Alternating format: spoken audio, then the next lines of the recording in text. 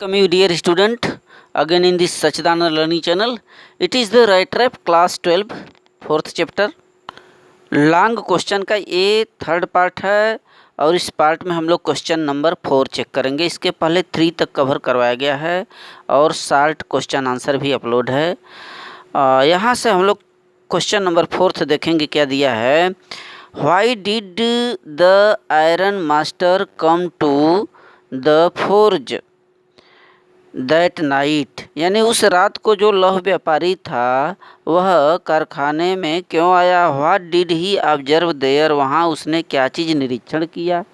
And what did he decide then, फिर वह क्या करने का निर्णय लिया।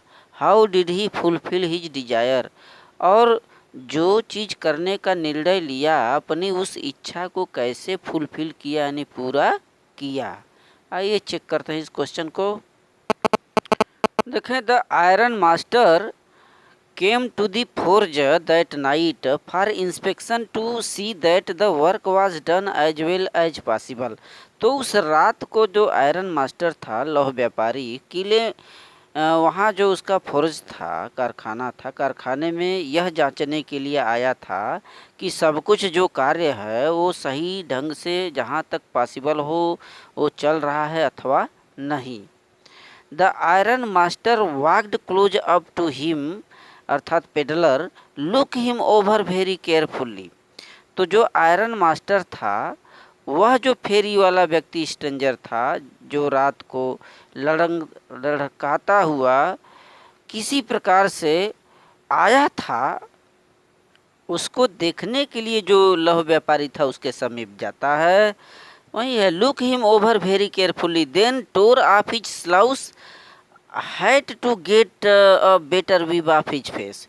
तो जो लौह व्यापारी था उस पेडलर का चेहरा साफ सही तरीके से देखने के लिए जो हैट पहना था टोप उसको हटा देता है। देयर ही सा a tall ragamuffin who was so close to the furnace. वह जो लौह व्यापारी था उस लंबे घुमक्कड़ को रैगामुफिन को देखा जो कि काफ़ी करीब था, नज़दीक था, भट्टी जो जल रही थी उसके काफ़ी करीब था। That steam rose from his wet rags, और जो उसके गीले कपड़े पहन रखा था उससे भाप ऊपर की तरफ उठते थे।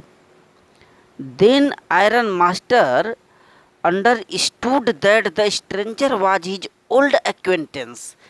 तो वह जो आयरन मास्टर था यह समझा कि अरे ये तो मेरा कहीं जाना पहचाना पुराना परिचित तो नहीं है, ये जो स्ट्रेंजर आया हुआ है परिचित है।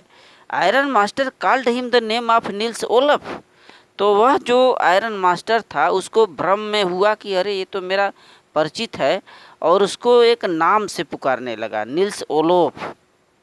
आयरन मास्टर को कहीं ये लगा कि ये मेरा पुराना फ्रेंड है। Then the iron master decided to take him home for his service as a guest. तब आयरन मास्टर यह निर्णय किया कि ऐसा करो कि इसे घर ले चलो, उसकी हम मेहमान अतिथि की तरह सेवा सत्कार करेंगे।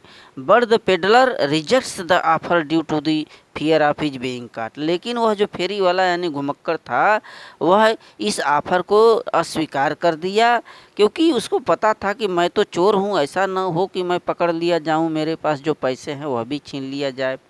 Then the peddler was invited by the iron master's daughter for Christmas festival.